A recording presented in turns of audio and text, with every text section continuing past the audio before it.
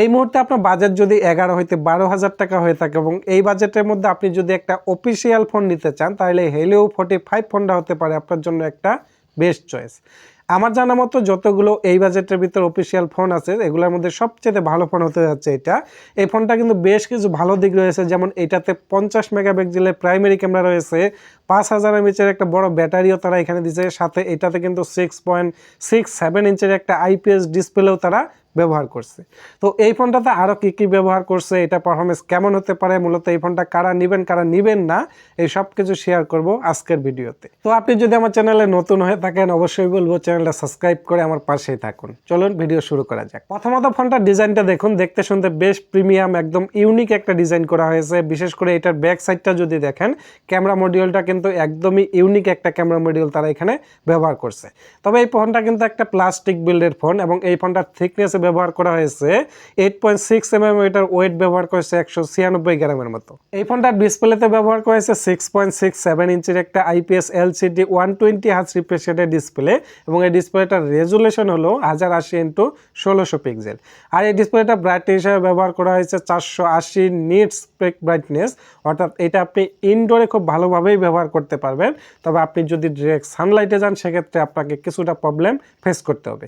তো display colour quality মোটামুটি ভালোই হবে। আইপিএস ডিসপ্লের কালার কোয়ালিটি আপনি খুব খারাপ বলতে পারবেন না।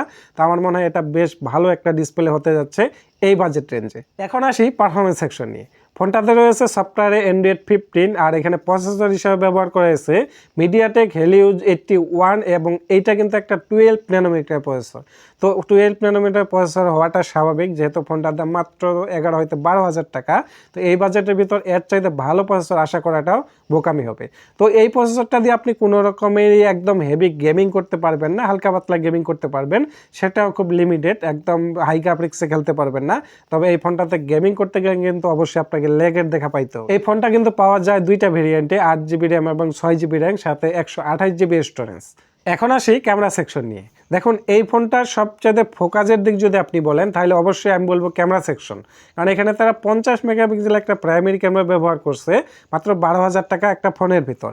শুধু এইখানে তারা শেষ করেনি, তারা আরও দুইটা সেন্সর ব্যবহার করছে, যেমন 0.8 মেগাপিক্সেলের একটা এখানে ম্যাক্রো শুটার ব্যবহার করছে এবং 0.08 মেগাপিক্সেলের একটা এখানে ডেপথ সেন্সর তারা ব্যবহার করছে।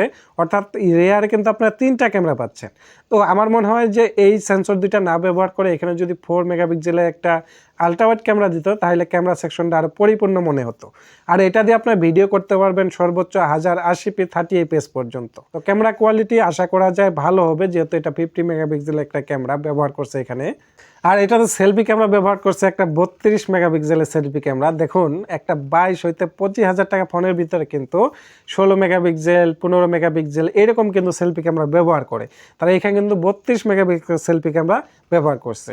তো এই জন্যই আমার কাছে এই ফোনটা সবচাইতে ফোকাসের দিক মনে হয়েছে ক্যামেরা সেকশনটা, কারণ ক্যামেরাতে কিন্তু তারা অনেকটাই চমক দেখানোর মতো ব্যবহার করছে। আসি সর্বশেষ ব্যাটারি সেকশন নিয়ে। ভাই ব্যাটারি সেকশনেও তারা ঠিকঠাক রাখছে, 5000 mAh ব্যাটারি দিছে, 18 ওয়াট একটা ফাস্ট চার্জার দিছে, এই দিকটাও আমার কাছে খুবই ভালো লাগছে।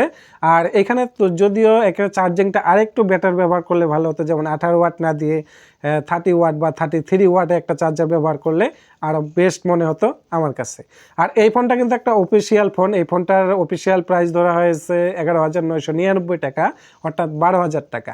তো এই 12,000 টাকা 11,000 টাকা অর্থাৎ 10 হইতে 15,000 টাকা বাজেটটাকে, যেটি কিন্তু খুবই সেন্সিটিভ একটা বাজেট, কারণ এই বাজেটের ভিতর যারা ফোন নেয় এরা কিন্তু আসলে খুব কষ্ট করে টাকা জোগাড় করেই ফোনটা কিনে থাকে। তো এই মুহূর্তে আপনার বাজেট যদি 11 হইতে 12,000 টাকা হয়ে থাকে তাহলে আমি নিশ্চিন্তে বলতে পারি যে এই ফোনটা আপনি নিয়ে নিতে পারেন, কারণ এই ফোনটা এই বাজেটের ভিতর অবশ্যই একটা বেস্ট চয়েস হবে। এই ফোনটাতে বিশেষ করে আপনি যদিও হেভি গেমিং করতে পারবেন না, তবে এটা দিয়ে কিন্তু আপনি ভালো মতোই টুকটাক ফটোগ্রাফি করতে পারবেন। আর রেগুলার ইউজার তো অবশ্যই করতে পারবেন, সাথে লং টাইমও ব্যবহার করতে পারবেন এই ফোনটা। তো এই ফোনটার দাম বর্তমানে 11,999 টাকা, অর্থাৎ 12,000 টাকা। তো এই ফোনটা আপনারা যা নিতে যাচ্ছেন অনায়াসেই নিয়ে নিতে পারেন।